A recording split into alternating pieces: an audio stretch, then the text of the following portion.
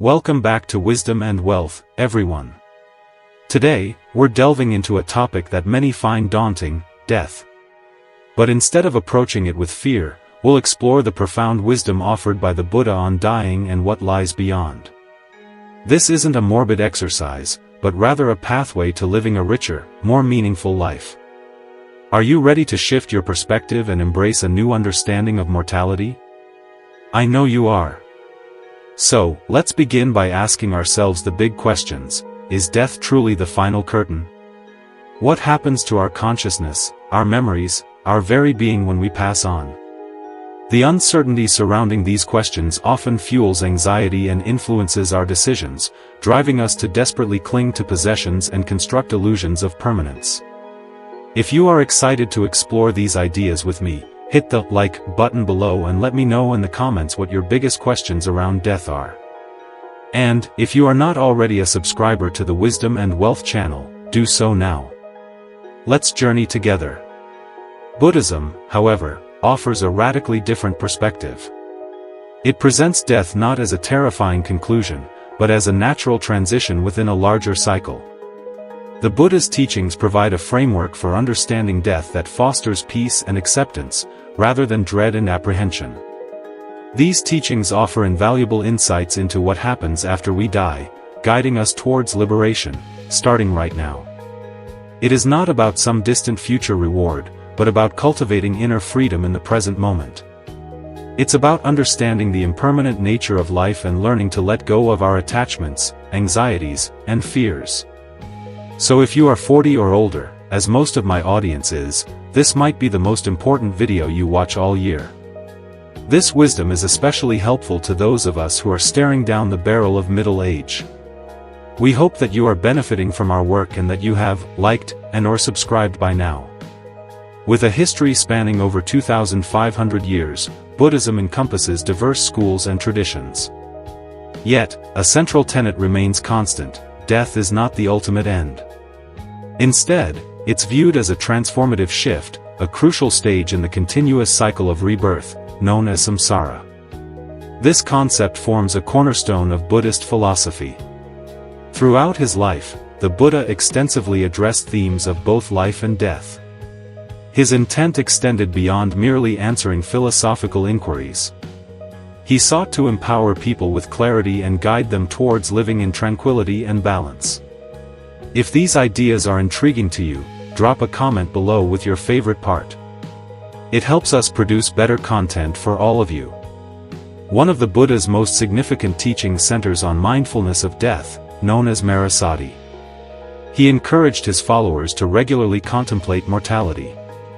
This practice serves to keep us alert and focused on our spiritual path, urging us to make the most of our time. It's not about wallowing in despair but about appreciating the preciousness and fragility of life. Considering our mortality is really about making the most of this life. Are we doing the things that are meaningful to us? Are we living according to our values? Are we showing kindness and compassion to others? These are all questions we must ask ourselves regularly to fully embrace our lives. And if you like what you are hearing, please don't forget to subscribe to the channel. In discourses like the Maranasati Sutta, the Buddha explained that proper reflection on death can lead us to the deathless, another term for nibbana, or enlightenment. This practice isn't intended to evoke sadness or fear. Instead, it serves as a powerful catalyst for awakening. When we realize that death can occur at any moment, we cease to squander our lives. We reduce our involvement in harmful actions and strive to cultivate goodness. This realization gives us the drive to live a life of significance and purpose, and we might actually achieve a level of happiness in this life. After all, that is why you are watching this channel. I'm pretty sure that's why you have liked and subscribed to the channel so far. We here at Wisdom and Wealth are dedicated to bring you the most useful content possible. The Buddha also imparted the 5 remembrances. In the Upajjhāyatthana Sutta, he advised us to consistently reflect on 5 key truths. 1. I am subject to aging. There is no escape from growing old. 2. I am subject to illness. There is no escape from sickness. 3. I am subject to death. there is no escape from dying. For everything I hold dear will change and vanish. 5. I am the owner of my actions, and will inherit the consequences. Contemplating these truths fosters a greater sense of awareness. We become less attached to transient things. Our anxieties diminish, and we begin to accept life as it is, with all its uncertainties and imperfections. It is through this acceptance that we find true peace and freedom. We sincerely hope that you will continue to come back to this channel for more helpful insights. Another crucial point taught by the Buddha is that life extends beyond death. He spoke of another world, or paraloka, that follows this one. He considered the belief that death is the end to be a misguided view. However, Buddhism differs from many religions that propose an eternal soul. The Buddha taught the concept of anatta, or no self, emphasizing that there is no permanent, unchanging self. After death, no eternal I persists. What continues is our karma, our intentional actions, and the stream of consciousness, which moves forward and leads to a new rebirth. Keep in mind, we have many more helpful videos on our channel. So, subscribe now if you have not already. Buddhist teachings describe 6 realms of rebirth: heavenly beings, humans, asuras, jealous gods, animals, hungry ghosts, and beings in hell. Our rebirth destination depends on the actions we have committed. Some Buddhist traditions, such as Vajrayana, describe an intermediate state, or bardo, between death and rebirth.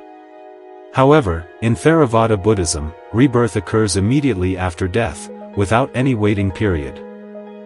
The Buddha also conveyed these profound truths through simple stories, like that of Kisagotami, a young mother devastated by the death of her child. Remember to visit the Wisdom and Wealth YouTube channel again soon. She sought the Buddha, hoping for a miracle. Instead, he asked her to find mustard seeds from a home untouched by death. Her search revealed the universal truth: death touches every family. This realization transformed her sorrow into wisdom, leading her to find peace. This story illustrates how understanding death can bring healing and awakening. The Buddha chose to remain silent when questioned about the fate of an enlightened being after death. This is because such questions do not help us end suffering. Nibbana, the ultimate goal, transcends words and concepts like exists or does not exist. Instead of dwelling on the incomprehensible, we should focus on the path, living well, ending suffering, and awakening here and now. In Buddhism, death is not to be feared but embraced as a natural part of life, a teacher. It reminds us that life is brief and precious. The Buddha's teachings empower us to see clearly, release fear, and live each moment with kindness, understanding, and wisdom. So, take some time to reflect on what you have learned today. And if you found this video helpful, please hit the like button and share it with your friends and family. Now, a valid question arises: if the Buddha did not physically die before enlightenment, how could he have understood death and its aftermath so profoundly? This question encourages us to go beyond conventional experiences and logic. The answer lies in the Buddha's enlightenment experience. On the night of his awakening beneath the Bodhi tree, the Buddha attained the 3 knowledges. These weren't mere theories or beliefs. They were profound, direct experiences, genuine insights gained through meditation. The Buddha subsequently detailed these insights in various important suttas, such as the Mahasaccaka Sutta and the Bhayabharava Sutta. The first insight was the recollection of past lives, Pabbanivsnasesha. He could recall countless lifetimes, witnessing his births, lives, and deaths across vast cycles of time. This was not mere imagination but a lived experience of death and rebirth.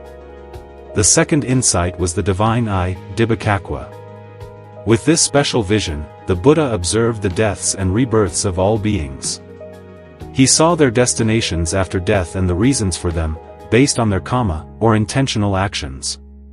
He witnessed how good actions lead to happiness, and bad actions to suffering, clearly understanding the law of cause and effect.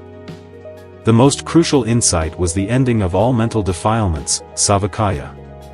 This marked his full awakening, his complete liberation from greed, hatred, and delusion. These mental stains trap beings in suffering and rebirth. By eradicating them, the Buddha attained complete peace and freedom. Thanks to these three knowledges, the Buddha spoke of death not from theory but from direct experience. His teaching stemmed from clear, lived understanding, not from belief or tradition. Of course, a modern scientific perspective might question these experiences, and some may doubt the ability to see past lives or future rebirths. That is understandable, but Buddhism does not demand blind faith. The Buddha always urged individuals to discover the truth for themselves through deep meditation and personal insight. Many experienced meditators, both ancient and modern, have corroborated similar experiences. Furthermore, the Buddha's teachings on impermanence, suffering, and rebirth align with common sense. Even without believing in other lives, we can see how our actions have consequences, how everything changes, and how fear of loss dominates much of our lives. These are observable truths for anyone. Psychologically, the Buddha understood our fear of death, knowing that people fear change, loss, and loss of control. Instead of avoiding this fear, he taught us to face it with wisdom, showing that freedom comes not from running away, but from deep understanding. Remember to check out our other videos after this one. Although the Buddha had not physically died before enlightenment, he experienced a deeper, spiritual death, the death of attachment. Realizing the truth of anatta, he relinquished the false notions of I and mine, leading to an inner death of all clinging. In this way, he became completely free, even from the fear of death itself. In a symbolic sense, it is often said that the Buddha died before he died, meaning that long before his physical passing, he had released all attachments, ego, craving, and ignorance.